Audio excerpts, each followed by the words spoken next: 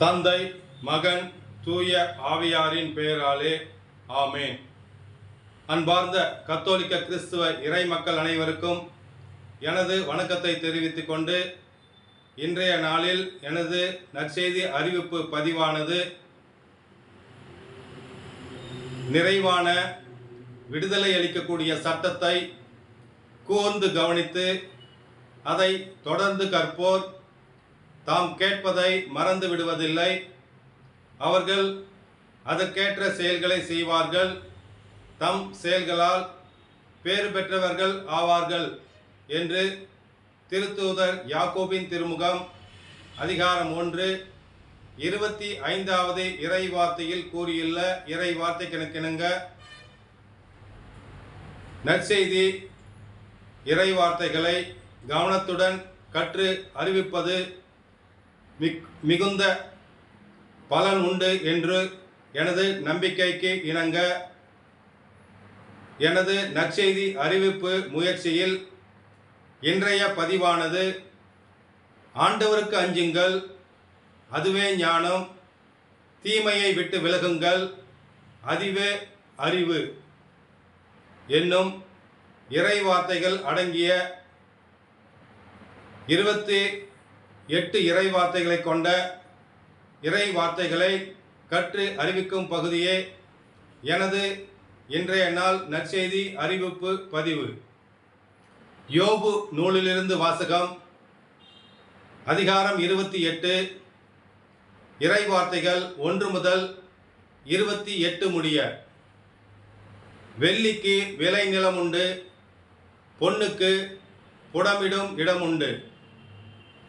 மண்ணிலிருந்து இரும்பு எடுக்கப்படுகின்றது, கல்லிலிருந்து செம்பு உருக்கப்படுகின்றது. மனிதர் இருளுக்கு இறுதி கண்டு எட்டின மட்டும் தோண்டி இருட்டிலும் சாவின் இருளிலும் கனிம பொருளை தேடுகின்றனர். மக்கள் குடியிருப்புக்கு தொலைவில் சுரங்கத்தை வெட்டுவர், வழி நடப்போரால் அவர்கள் மறக்கப்படுவர். மனிதரிடமிருந்து கீழே இறங்கி ஊசலாடி வேலை செய்வர். மேலே நிலத்தில் உணவு விளைகின்றது, கீழே அது நெருப்பு குழம்பாய் மாறுகின்றது. நீல மணிகள் அதன் கற்களில் கிட்டும், பொன் துகளும் அதில் கிடைக்கும். அதற்கு செல்லும் பாதையை ஊனுண்ணும் பறவையும் அறியாது, கழுகின் கண்களும் அதை கண்டதில்லை. வீறு கொண்ட விலங்குகள் அதன் மேல் சென்றதில்லை, சிங்கமும் அவ்வழி நடந்து கடந்ததில்லை. கடின பாறையிலும் அவர்கள் கை வைப்பர், மலைகளின் அடித்தளத்தையே பெயர்த்து புரட்டிடுவர். பாறைகள் நடுவே சுரங்க வழிகளை வெட்டுகின்றனர், விலையுயர் பொருளையே அவர்களது கண் தேடும். ஒழுகும் ஊற்றுகளை தடுத்து நிறுத்துகின்றனர், மறைவாய் உள்ளதை ஒளிக்கு கொணர்கின்றனர். ஆனால் ஞானம் எங்கே கண்டெடுக்கப்படும்? அறிவின் உறைவிடம் எங்கே உள்ளது? மனிதர் அதன் மதிப்பை உணரார், வாழ்வோர் உலகிலும் அது காணப்படாது. என்னிடம் இல்லை என உரைக்கும் ஆழ்கடல், என்னிடம் இல்லை என இயம்பும் பெருங்கடல். தங்கத்தை கொடுத்து அதை பெற முடியாது, வெள்ளியால் அதன் விலையை நிறுக்க இயலாது. ஓபீர் தங்கமும் கோமேதகமும் அரிய நீலமணியும் அதற்கு மதிப்பாகா. பொன்னும் பளிங்கும் அதற்கு நிகராகா, பசும் பொன் கலன்களும் பண்டமாற்றாகா.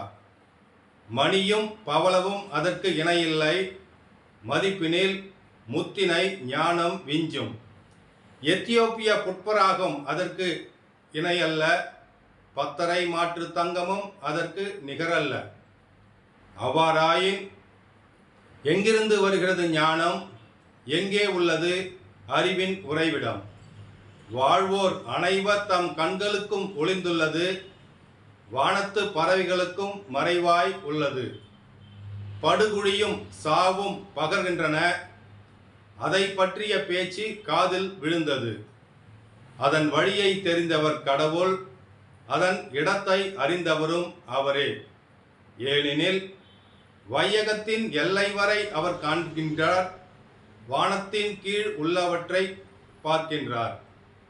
காற்றுக்கு எடையை கடவுள் கணித்த பொழுது, நீரினை அளவையால் அளந்த பொழுது, மழைக்கு அவர் கட்டளையிட்ட பொழுது, இடி மின்னலுக்கு அவர் வழியை வகுத்த பொழுது, அவர் ஞானத்தை கண்டார், அதை பற்றி அறிவித்தார், அதை நிலைநாட்டினார், இன்னும் அதை ஆய்ந்தறிந்தார்.